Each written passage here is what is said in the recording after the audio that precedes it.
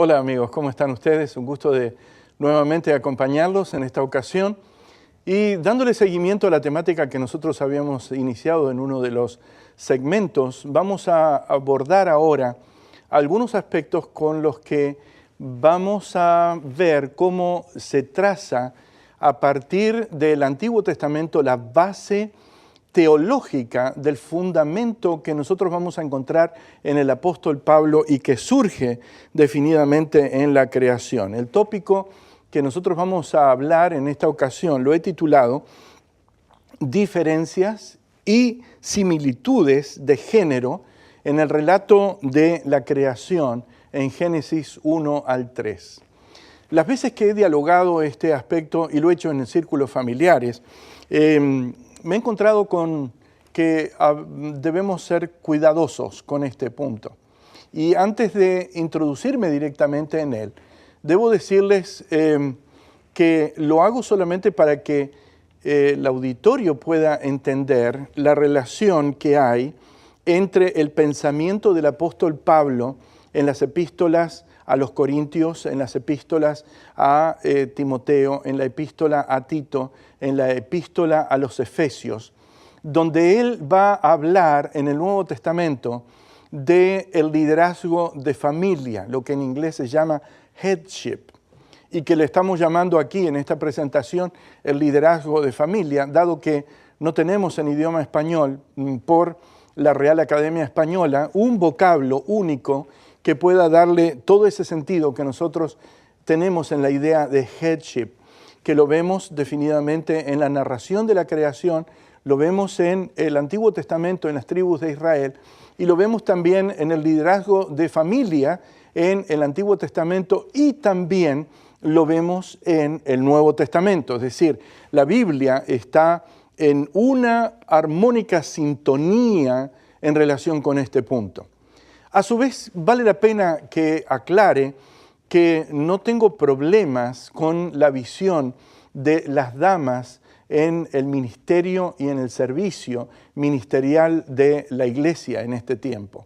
Sin embargo, lo que tengo dificultades en aceptar es el punto de la ordenación, dado que la ordenación femenina no se encuentra ni en el Antiguo Testamento ni tampoco en el Nuevo Testamento. Fuera de eso, este tema puede ayudarnos a arrojar luz sobre este punto. En primer lugar, si usted tiene su Biblia, por favor, vaya a ella, ábrala. No estamos en respuestas bíblicas aquí, si nos está sintonizando, si no le diría, busque un amigo, invítelo, abre su Biblia y estudiemos juntos este punto. Pero si quiere hacerlo así, vamos a hacerlo juntos desde este momento. Vayamos al libro del Génesis. En la narración de Génesis, en el capítulo 1, si usted abre su Biblia en Génesis en el capítulo 1, versículos 26 y 27, y vamos a ser relativamente ágiles en este punto, la Biblia dice lo siguiente: entonces dijo Dios, hagamos al hombre a nuestra imagen, conforme a nuestra semejanza, señoree en los peces del mar, en las aves de los cielos, en las bestias, en toda la tierra, en todo animal que se arrastra sobre la tierra, y creó Dios al hombre a su imagen, a imagen de Dios lo creó, varón y hembra los creó. Muy interesante este texto. En primer lugar, llama la atención muchas cosas. El tema trinitario puede golpear a nuestra mente. 3 veces aparece este aspecto aquí y el plural de divinidad está siguiendo al singular de presentación, porque el texto dice, entonces dijo Dios, hagamos. Es decir, presenta a Dios en singular el autor, Moisés en este caso, y luego sigue por el plural, y luego retoma definidamente en una especie de sándwich lingüístico el singular en el siguiente texto, y creó Dios al hombre a su imagen y semejanza. Es decir, encontramos el plural de la persona de Dios seguido del singular y precedido después del plural con otro singular. Pero el texto básicamente dice algo aquí en relación con la creación del hombre, y ese es nuestro tema.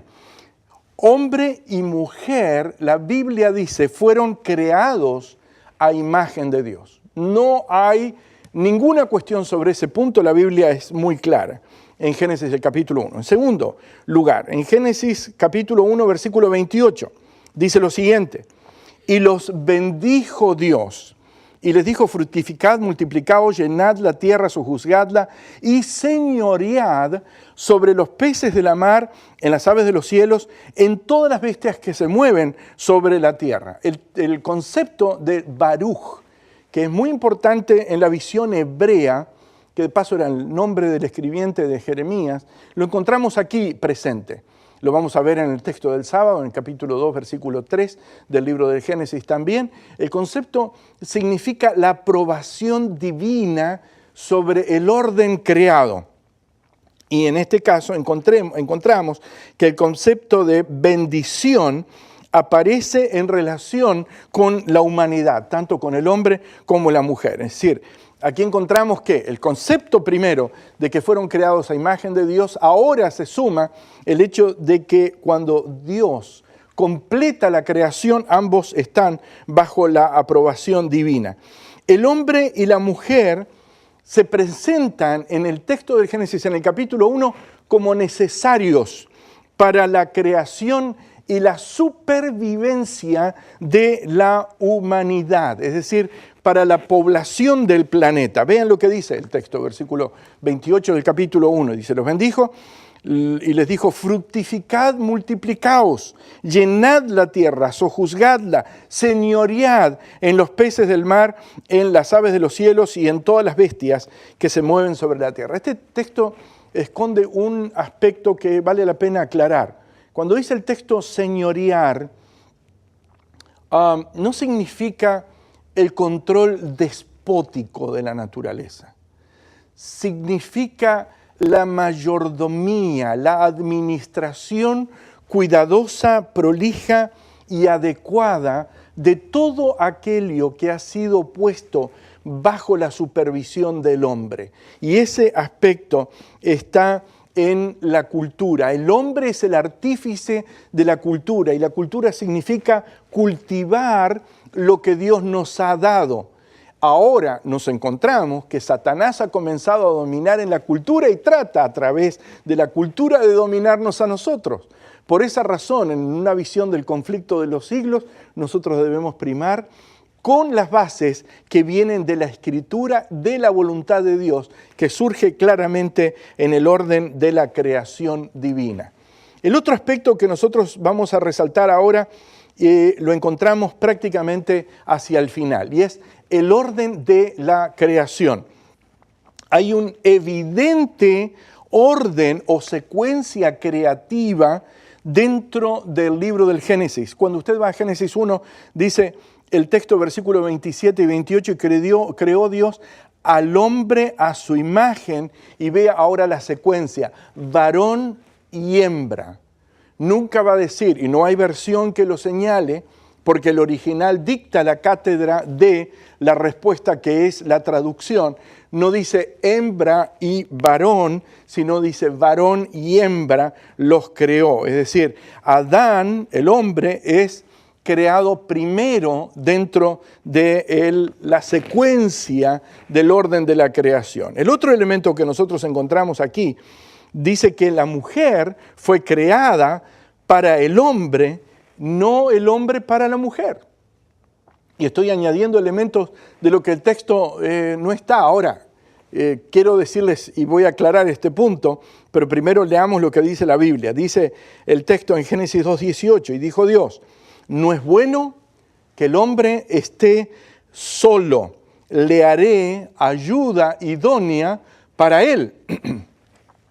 Cuando nosotros buscamos algo parecido en relación con la creación de Eva, no lo encontramos. Es decir, la dama, la mujer, es creada para el hombre como una ayuda idónea.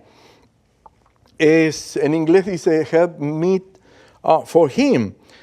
Y no es al revés. Este es un punto importante que nosotros debemos tener en cuenta, porque cuando se está discutiendo hoy en día el liderazgo de familia, este aspecto surge y se trata de alterar. De hecho, nosotros vivimos una sociedad la cual está alterando este tipo de valores. No solamente este tipo de valores, encontramos que la relación hombre-mujer, mujer-hombre está siendo distorsionada dentro de la sociedad que nosotros vemos, y ya definitivamente la señora Lira Scarone se estuvo refiriendo a esta alteración y la consecuencia que está teniendo dentro de la sociedad, y este es un cambio que viene de la cultura sobre el orden de la creación establecida por el Señor. Lo otro que nosotros encontramos aquí es que el hombre es fuente de la creación de la mujer. Y vean lo que dice el texto, Génesis 2, 21 y 22. Entonces, dice el texto, Jehová Dios hizo caer sueño profundo sobre Adán, y mientras éste dormía, tomó una de sus costillas, cerró la carne en su lugar, y de la costilla que Jehová Dios tomó del hombre, hizo una mujer y la trajo al hombre.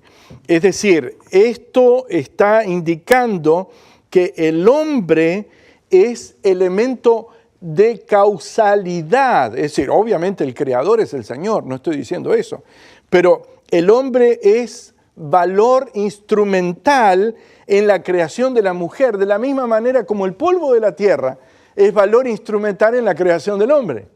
¿Me siguen lo que estoy diciendo? Es decir, ese aspecto definitivamente está muy claro dentro de la narración de la creación.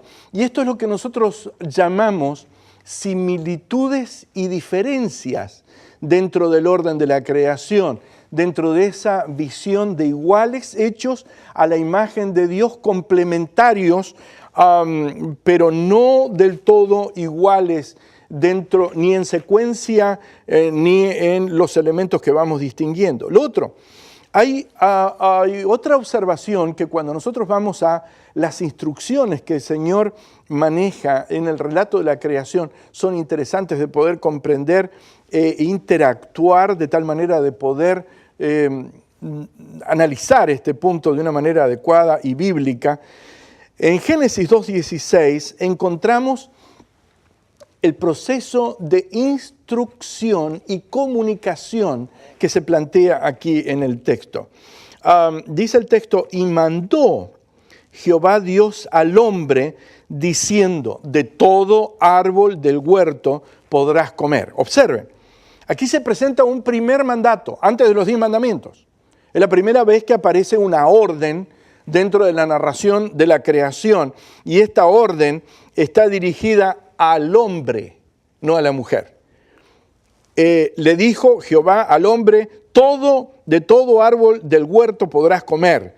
Esto involucra que se establece una especie de cadena de comandos que comienza con el cielo, al hombre en el hogar y definitivamente al resto, y se extiende dentro de esa visión en el hebreo, en las Sagradas Escrituras, en el Antiguo Testamento. Obviamente, luego de la caída vamos a encontrar que se van a producir muchas alteraciones de estos aspectos, pero definitivamente esto está dentro de la narración de la creación.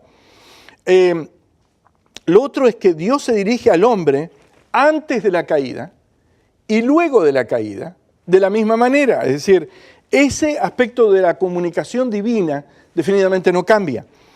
La comunicación antes de la caída de Dios al hombre siempre está orientada hacia la persona, en este caso de Adán. Y en el relato de la creación, este es un aspecto muy claro que debemos tener en cuenta sobre este aspecto. Vean, Génesis 2, 16 y 17, mandó Jehová Dios al hombre diciendo, de todo árbol del huerto podrás comer. Y ahora, dice versículo 17, mas del árbol de la ciencia del bien y del mal no comerás, porque el día que de él comieres ciertamente morirás. Es decir, esto es anterior a la caída. Ahora, después de la caída encontramos capítulo 3, versículo 9. Y vean ahora la comunicación. Estamos hablando de este fenómeno que aparece en el libro. Dice, mas Jehová Dios llamó al hombre y le dijo, ¿dónde estás tú? Esto es después de la caída. Es decir, habla de nuevo y se señala que le habla al hombre, Génesis capítulo 3, versículo 19. Es decir, antes de la caída, después de la caída, la manera de interactuar de Dios con el hombre no cambia. Habló con el hombre, le dio la instrucción, luego habla con el hombre, le pregunta, ¿dónde estás? Luego nosotros nos encontramos, y ahora volvemos un poco atrás del punto, porque obviamente estamos en el versículo 19 de Génesis, y esta es una actividad que Dios le encomienda al hombre y se la da a él. Dios le pide a Adán que él nombre a los animales. Y en cierto sentido, el nombre significa la definición del carácter de esos animales de acuerdo con la voluntad de Dios. Este es un aspecto muy importante, es una delegación que el Señor le da al hombre. En Génesis 2:19 dice, Jehová Dios formó pues de la tierra toda bestia del campo, toda ave de los cielos, las trajo a Adán para que viese cómo las había de llamar, y todo lo que Adán llamó a los animales vivientes, ese es su nombre. Y el versículo 20 ha de decir inmediatamente, y puso Adán nombre a toda bestia y ave de los cielos, y a todo ganado del campo, mas para Adán no se halló allí ayuda idónea para él. Este es el versículo 20. El otro aspecto, Adán es hecho responsable de lo que pasa. Es también de nombrar no solamente a este aspecto de la naturaleza, sino de nombrar a Eva. Vean ustedes el versículo 23. Dijo entonces Adán, esto es ahora hueso de mis huesos, carne de mi carne, esta será llamada varona, dice la versión 1960 que estoy leyendo y utilizando aquí, porque del varón fue tomada. Vean ustedes, este es otro aspecto que nosotros encontramos, y son varios los que hemos ido señalando en este tiempo. Vemos también que la mujer es dependiente del hombre. Dice, estaban desnudos Adán y su mujer y no se avergonzaban. También la conversación de la primera mujer que se narra es con la serpiente en Génesis 3:2, y lo vemos luego de que Dios hace responsable al hombre en la caída. Vean ustedes en Génesis capítulo 3, versículo 11, y Dios le dijo, ¿quién te enseñó que estabas desnudo? ¿Has comido del árbol del que yo te mandé que no comieses? Es decir, se dirige directamente el Señor al hombre. Y obviamente todos los que pecaron son objeto de castigo, y eso lo encontramos en la narración en el capítulo 3, el versículo 14, 15, 16 y 17, que les recomiendo que ustedes lo vean. El hombre y la mujer finalmente asumen el castigo sin rechazo, lo vemos en los versículos 22, 23 y 24, y básicamente lo que le quiero señalar a la audiencia sobre este punto es lo siguiente. Aquí, en estos prácticamente 16 puntos que hemos señalado, vemos el orden de lo cual luego el apóstol Pablo, en la epístola a los Efesios, en el capítulo 5, versículo 16, se basa para decir, porque el marido es cabeza de la mujer, así como Cristo es cabeza de la iglesia, la cual es su cuerpo y Él es su Salvador. Pero de hecho, el liderazgo de familia está en la visión bíblica que nosotros hemos visto en las manos del hombre, y esa visión la vemos a lo largo del Antiguo Testamento, se extiende hasta el Nuevo Testamento, hasta nuestros días, y debemos respetarlo por palabra de Dios.